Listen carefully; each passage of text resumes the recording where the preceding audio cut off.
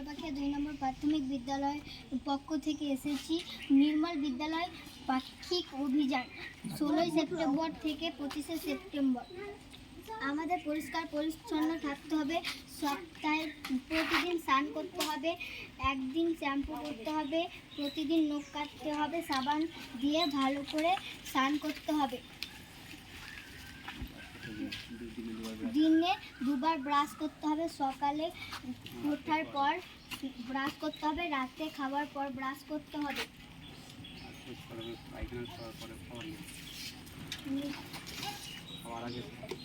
খাবার আগে হাত ধুতে হবে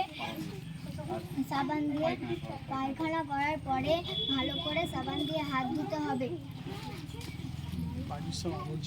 বাড়ির সব আবর্জনা ডাস্টবিনে ফেলতে হবে, প্লাস্টিকগুলো এক জায়গায়, যেগুলো পচে যায় সেগুলো ফেলতে হবে এক জায়গায়।